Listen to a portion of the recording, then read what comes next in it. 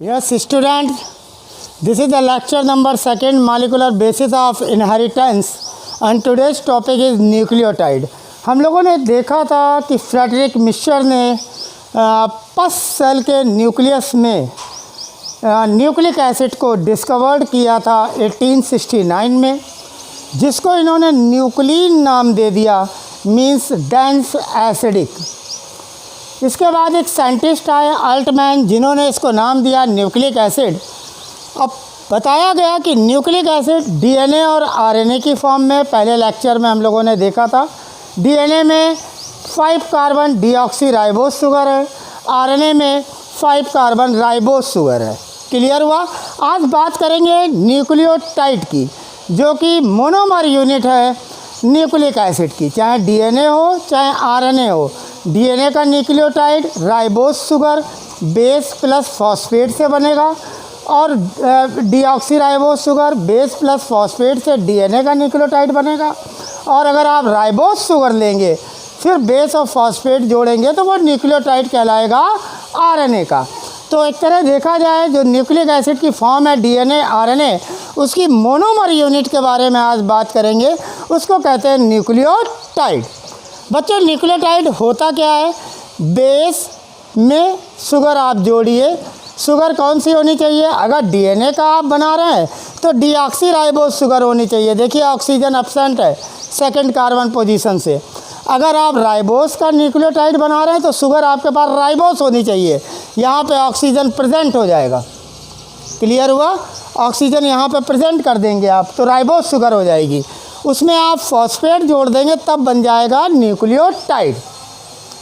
तो अगर डीएनए का न्यूक्लियोटाइड पढ़ रहे हैं तो nitrogenous base plus deoxy ribose sugar plus phosphate. अगर आरएनए का कोई न्यूक्लियोटाइड पूछता है तो nitrogenous base ribose sugar plus phosphate. Clear हुआ। बच्चों, जो इसमें न्यूक्लियोटाइड में जो बेस और शुगर होता है इनको कहते हैं न्यूक्लियोसाइड।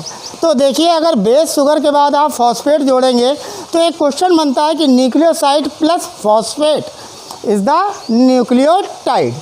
क्लियर। बच्चों, जो फॉस्फेट होता है वो फॉस्फोरिक एसिड की फॉर्म में होता है। आप जानते हैं एसिड जो होते हैं वो अचायन रिलीज़ करते हैं, इसलिए डीएनए का नेगेटिव और एसिडिक नेचर जो है वो फॉस्फेट के कारण होता है। एक इम्पॉर्टेंट क्वेश्चन है मेडिकल का कि डीएनए का एसिडिक नेचर के लिए रिस्पॉन्सिबल क्या है? Answer is phosphate. डीएनए के नेगेटिव चार्ज के लिए रिस्पॉन्सिबल क्या है? Answer is phosphate. क्लियर बात हुई। आज हम लोग देखेंगे न्यूक्लियोटाइड का स्ट्रक्चर। देखिए बच्चों, मैंने कहा बेस, यहाँ पर आपको नाइट्रोजनस बेस लगा हुआ है जो शुगर के फर्स्ट कार्बन से जुड़ा हुआ है। पहली बात करते हैं शुगर की। यहाँ मैंने डीऑक्सी राइबोज शुगर बनाई है क्योंकि ऑक्सीजन एब्सेंट है सेकंड पोजीशन से, तभी डीएनए लेस रिएक्टिव है, मोर स्टेबल है और कंसीडर्ड है जेनेटिक मटेरियल। क्लियर हुआ। मोर स्टेबिलिटी के कारण, ये मोर स्टेबिलिटी ऑक्सीजन एब्सेंट होने के कारण है। क्लियर। तो बच्चों, ये बेस जुड़ा हुआ है जो कार्बन फर्स्ट कार्बन जो शुगर का है उससे बेस जुड़ा हुआ है, और यहाँ पर ये 5वें कार्बन से, 5th कार्बन से फॉस्फेट जुड़ा हुआ है। तो बेस शुगर प्लस फॉस्फेट तीनों ने मिलकर बनाया न्यूक्लियोटाइड। क्लियर हुआ। ये हुआ ऊपर वाला पार्ट हुआ न्यूक्लियोटाइड। क्लियर। अब देखेंगे यहाँ पे मेडिकल के क्वेश्चन। पहला क्वेश्चन कि आखिर बेस और शुगर के बीच में कौन सा लिंकेज होता? Answer is an glycosidic linkage. पहला क्वेश्चन कि जो न्यूक्लियोसाइड बनता है शुगर प्लस बेस, तो यहाँ जो ये शुगर है डीऑक्सी राइबोज, उसमें जो बेस जुड़ा है वो किस लिंकेज से जुड़ा है? Answer is an glycosidic linkage. Clear. यहाँ पर दो बातें आपको ध्यान रखनी है। अगर ये नाइट्रोजनस बेस प्यूरिन है, डाईसाइक्लिक जो मैंने बताया था, डबल रिंग स्ट्रक्चर था, एक पैरामिडीन रिंग जिसमें 2 नाइट्रोजन 4 कार्बन, और एक इमिडाजोल रिंग जिसमें कि आपके 3 कार्बन 2 नाइट्रोजन थे। तो अगर ये प्यूरिन बेस है जैसे एडिनिन और ग्वानिन, अगर वो शुगर से जुड़ा है तो बच्चों ये जो ग्लाइकोसिडिक लिंकेज है, यहाँ पर इम्पॉर्टेंट क्वेश्चन है कि अगर प्यूरिन बेस होता, इफ प्यूरिन, तो glycosidic linkage take place between first carbon of sugar and 9th nitrogen of base. जो इमेजाडोल रिंग है उसमें जो 9th कार्बन था, आपने स्ट्रक्चर में देखा था, पहले पिछले लेक्चर में बताया था, साइड में जो 3 कार्बन और 2 नाइट्रोजन की इमेजाडोल रिंग है, उसका जो 9th वाला नाइट्रोजन होगा वो फर्स्ट कार्बन आप शुगर के साथ में बना देगा एन ग्लाइकोसिडिक लिंकेज, अगर ये बेस एडिनिन या ग्वानिन हो, एडिनिन हो या फिर ग्वानिन हो, क्योंकि ये प्यूरिन बेस है। क्लियर। लेकिन अगर ये बेस साइटोसिन हो, थाइमिन हो, यूरेसिल हो, साइटोसिन हो, थाइमिन और आरएनए के केस में यूरेसिल, क्योंकि डीएनए के केस में थाइमिन होता है, यूरेसिल नहीं होता है। आरएनए के न्यूक्लियोटाइड में आपको यूरेसिल दिख सकता है, यूरेसिल होता है, थाइमिन नहीं होता है। क्लियर। तो बच्चों जो अगर ये नाइट्रोजनस बेस पैरामिडीन होता है तब वहाँ पर आपको ध्यान रखना है कि एन ग्लाइकोसिडिक लिंकेज किसके बीच में बनती है, first carbon of sugar. First carbon of sugar same है दोनों में, लेकिन फर्स्ट नाइट्रोजन ऑफ बेस ये किस केस में होगा, अगर बेस पैरामिडीन हो, चाहे साइटोसिन हो चाहे थाइमिन हो, क्योंकि हम डीएनए की बात कर रहे हैं, डीएनए के न्यूक्लियोटाइड की बात कर रहे हैं। क्लियर। तो शुगर प्लस बेस में आपने देखा एन ग्लाइकोसिडिक लिंकेज होती है, और purine first carbon of sugar and 9th nitrogen of imidazole ring जो होती है, राइट आंसर, उससे बना होता है। पैरामिडीन में क्या होता है, first carbon of sugar and first nitrogen of the pyrimidine base, जैसे थाइमिन और साइटोसिन। क्लियर। उनके बीच में एन ग्लाइकोसिडिक लिंकेज पाई जाती है। यहाँ पे मेडिकल का क्वेश्चन है ये, इसको ध्यान से सुनिए। आगे चलिए। अब इस न्यूक्लियोसाइड शुगर प्लस बेस हो गया, अब इसमें फॉस्फेट जोड़ेंगे जो डीएनए के एसिडिक और नेगेटिव चार्ज होने के लिए रेस्पॉन्सिबल होता है। क्लियर। मैं बता चुका हूँ। आगे देखिए, इस न्यूक्लियोटाइड में शुगर का जो 5th कार्बन है उससे फॉस्फेट जुड़ेगा, और जिस बॉन्ड से जुड़ेगा उसको कहेंगे फॉस्फोईस्टर बॉन्ड। तो शुगर का 5वां कार्बन और फॉस्फेट के बीच में फॉस्फोईस्टर बॉन्ड है। 5th कार्बन और फॉस्फेट के बीच में कौन सा बॉन्ड है, फॉस्फोईस्टर बॉन्ड। अब ये है क्या, मोनोमर आप पढ़ रहे थे। अब आपने दूसरा न्यूक्लियोटाइड तैयार किया, यानी ये डाई न्यूक्लियोटाइड बना।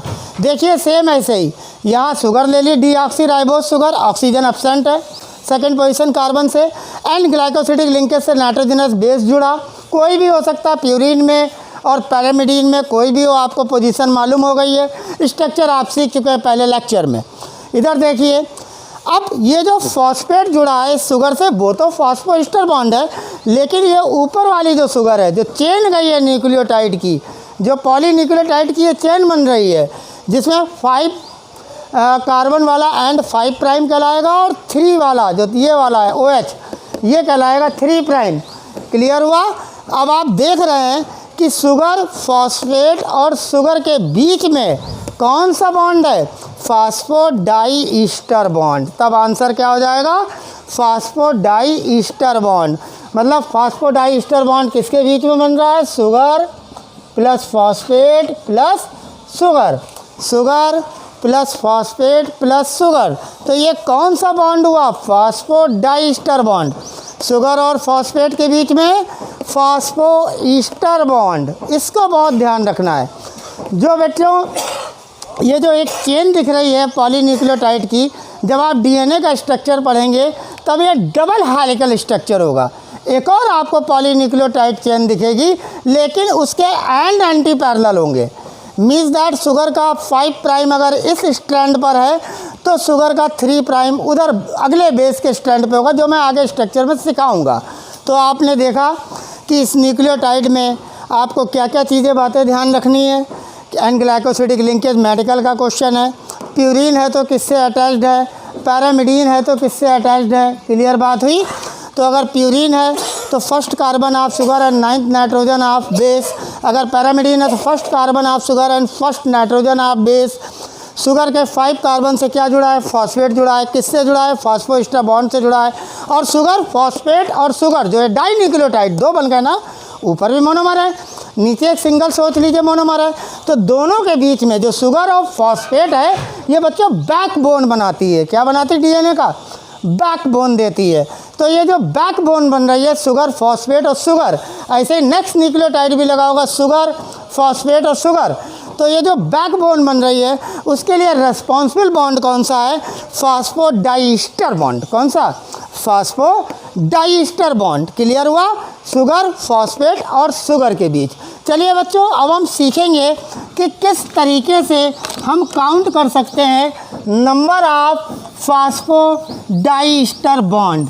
अगर हमें पता हो कि डीएनए सिंगल स्ट्रैंडेड है, अब हम पता करेंगे बच्चों नंबर ऑफ फॉस्फोडाइस्टर बॉन्ड्स निकालना।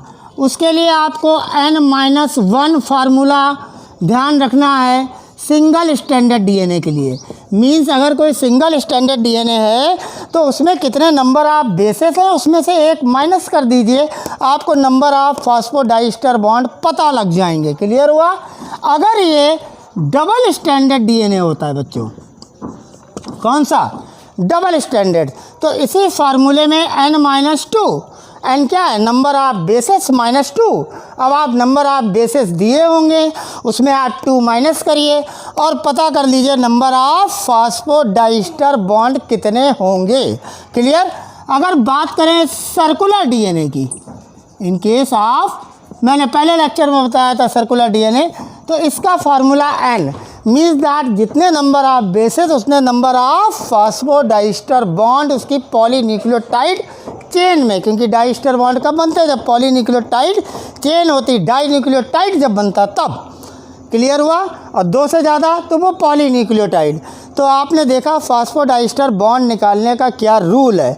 n यहाँ पर नंबर ऑफ बेसेस है, अगर सिंगल स्टैंडर्ड का क्वेश्चन हो तो n-1 कर दीजिए नंबर ऑफ बेसेस में, और नंबर ऑफ बेसेस में 2 माइनस करके डबल स्टैंडर्ड के नंबर ऑफ फॉस्फोडाइस्टर बॉन्ड आप काउंट कर सकते हैं। अगर सर्कुलर डीएनए तो केवल n। क्लियर? चलिए आगे चलते हैं। आपने देख लिया नंबर ऑफ फॉस्फोडाइस्टर बॉन्ड कैसे निकाला जाता है सिंगल स्टैंडर्ड, डबल स्टैंडर्ड और सर्कुलर डीएनए में। चलिए आगे बात करता हूँ बहुत इम्पॉर्टेंट नॉमेनक्लेचर की। बात करता हूँ नॉमेनक्लेचर की। किसकी नॉमेनक्लेचर की? बात हो रही न्यूक्लियोटाइड की, तो न्यूक्लियोटाइड और न्यूक्लियोसाइड के नॉमेनक्लेचर की।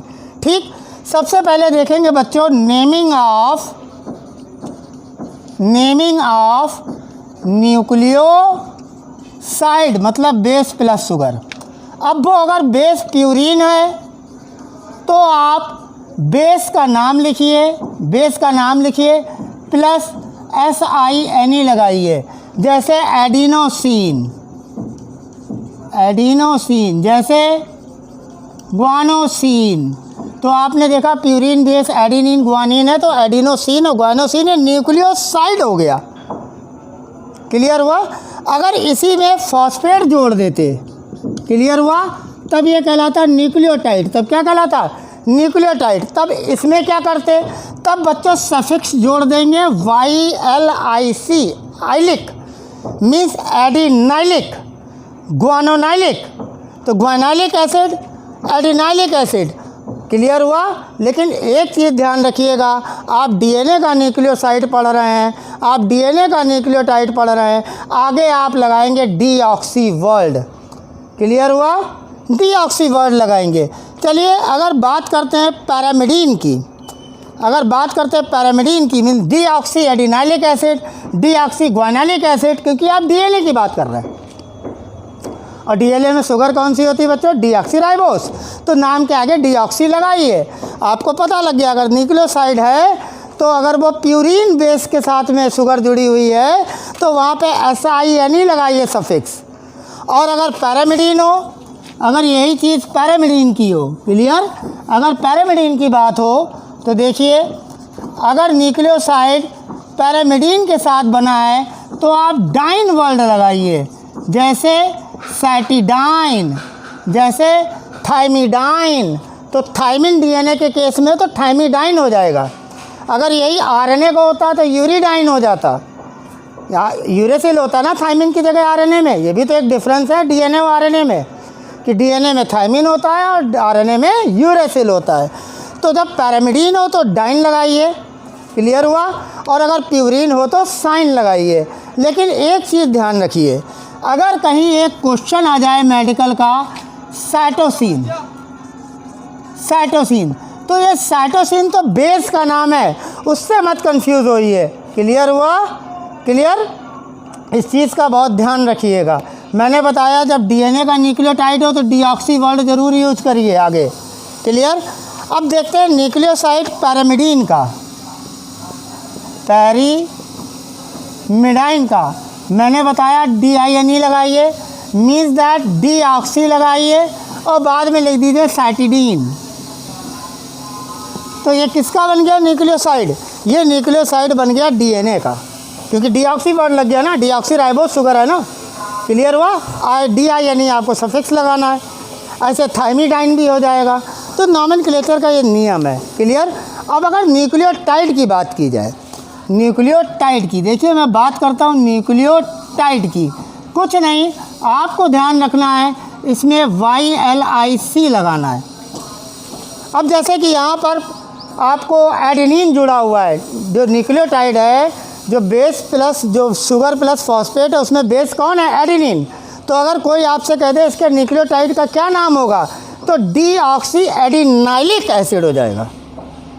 डीऑक्सी एडिनाइलिक एसिड हो जाएगा, एडिनाइलिक एसिड। और यहाँ क्या लगेगा? डीऑक्सी। तो डीऑक्सी एडिनाइलिक एसिड आप बोल देंगे तो वो न्यूक्लियोटाइड का नाम हो जाएगा, क्योंकि न्यूक्लियोटाइड में सफिक्स क्या है? YLIC। बहुत ध्यान रखिएगा। न्यूक्लियोसाइड में दो शर्तें हैं आपके पास। पहली, अगर प्यूरिन है तो SINE लगाइए सफिक्स, और अगर पैरामिडीन है तो DINE लगाइए। और डीऑक्सी राइबोज वर्ड तो यूज़ करिए, क्योंकि पता लगेगा न्यूक्लियोटाइड डीएनए का है। वहाँ पे शुगर कौन सी है? डीऑक्सी राइबोस है, जिसके सेकंड कार्बन से ऑक्सीजन एब्सेंट है, जिसके कारण वो लेस रिएक्टिव है और मोर स्टेबल है, तभी कंसीडर्ड जेनेटिक मटेरियल है। क्लियर बात हुई? तो these are the rules of nomenclature कि न्यूक्लियोसाइड में अगर प्यूरिन जुड़ा है बेस शुगर के साथ तो आप उसमें SINE लगाइए। अगर पैरामिडीन है तो बेस के नाम के पीछे DINE लगाइए। हाँ, डीऑक्सी वर्ड लगाना ना भूलिए, क्योंकि आपको पता लगेगा डीएनए का न्यूक्लियोटाइड बना रहे हैं। क्लियर हुआ? तो this is all about the nucleotide. Thank you very much. You have to prepare all the question whatever discussed on the lecture, between the lecture. Thank you very much.